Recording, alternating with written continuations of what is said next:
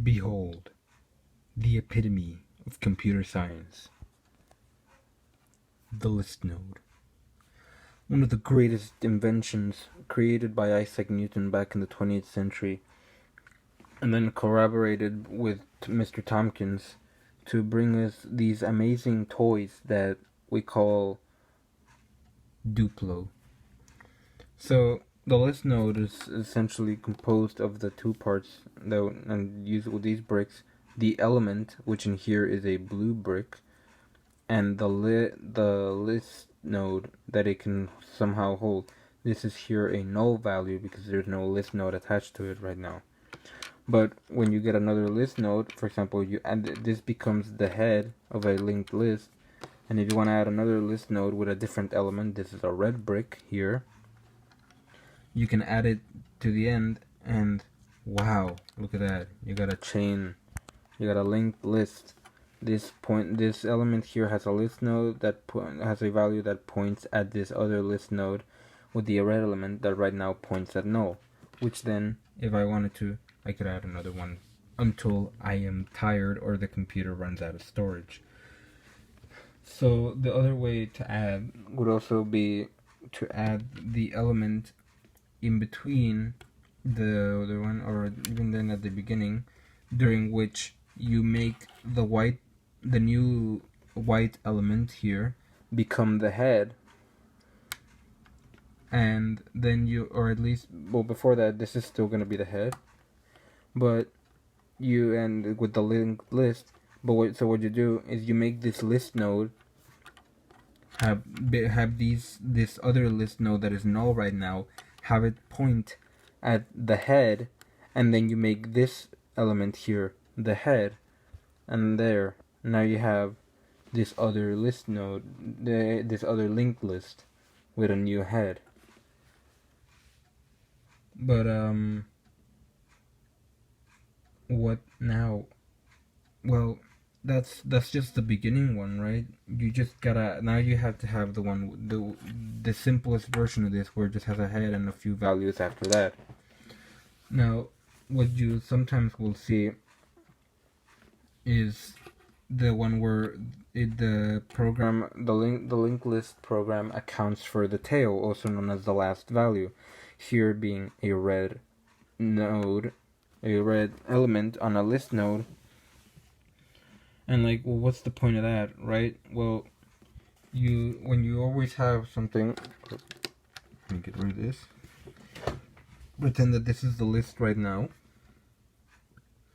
When you want to add something, you'd usually have to add by having the value start at the beginning, and then move one, and then check which one is the last value if the list node is null. Since this is null, this is the last value then, and now you add it. Wow, boring. Let's move on. The one with that accounts for the tail will actually always store which one of these values is the tail, so that when you call for it, it'll always tell you, oh, you just added here. This is the one that has the null value. So when you just say add, it'll just be like, oh, here, there you go. I don't have to count which one is the last one. I mean, that would take so long on really long lists. Now, for this here, well, how do you, now you gotta remove them. Before I just did it because of the power of imagination, but now we actually have to explain how, because Mr. Tompkins said so. Now, when you remove these, you've got this head here that links these values together, and now you just gotta get rid of one of them. When you want to just get rid of the last one, then you want to keep going until you find a list node where the next list node is null, right? That way you start with the first one, the next one points at white, so that's fine. And then you go with red, the next one white points at null. Okay, so this is the second to last one. You wanna get rid of the last one. So what you do is make that second to last node, which you're currently pointing at, just suddenly become null. Just this is not pointing at it anymore. Now, you can also remove elements in between these and add them. For example, now how do you want to get it in here? just add by, well, you can't just squeeze it in, right? Or you can't just make it equal. You can't just make it equal to the point at which is in, which is, this is index 1. If you wanted to add it to index 1, which is what it would mean to add it in between these two, that would just replace it, and it would erase in the red one, which we don't want. That's data loss right there. So what you do is you make this red index, you make the white index, which is going to be in between. Oh no, the simulation is all wrong. You make the white list node be pointing at the red one here. And that way it stores the value in the one that's about to become this part, and now you can make the blue one point at the white one, and none of the values get lost. There you go. Red, white, and blue backwards.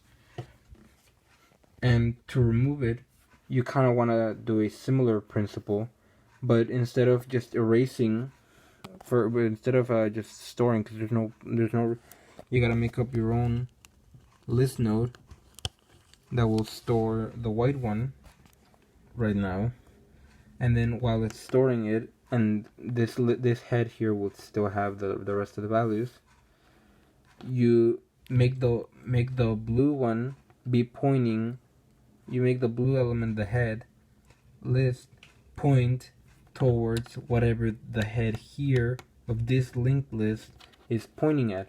So suddenly you got the blue one who is also pointing at the red one,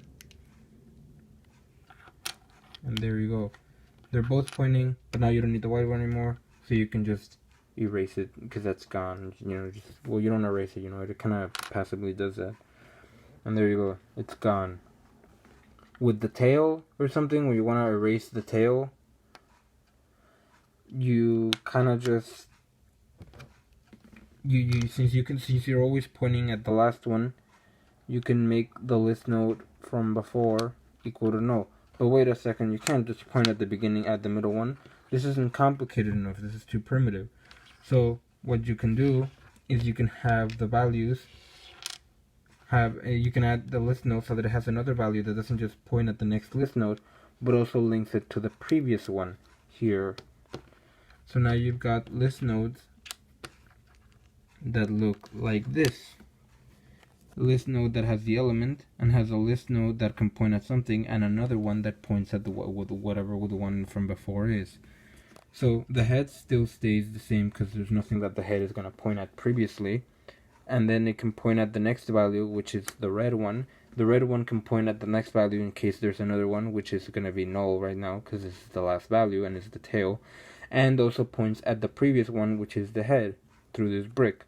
If you want to add another one, you just gotta have it so that the new white element that you're adding is the red element is pointing at that new list node, and you make the white list node point at the previous element. Voila. And now you got a list that can go on forever, like before, but now it's also pointing at the previous statement. The removal of these now can be easier. For example, you want to remove the tail.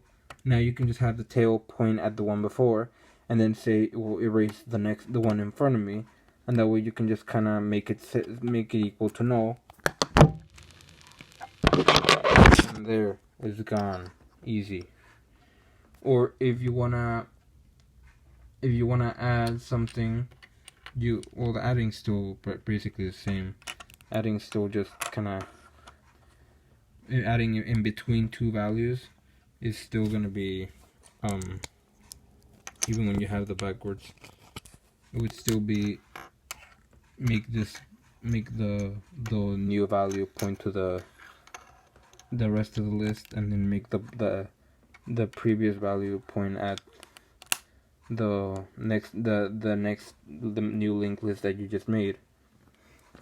This way, now you can kind of go back and forth without having to suddenly start from the beginning and go to the end. And that way you add and remove with both the head or the tail, or with a brick with a list node that's pointing at the next one or the previous one. Oh my god. How many of these have you had to make, mister? Or have you had to see?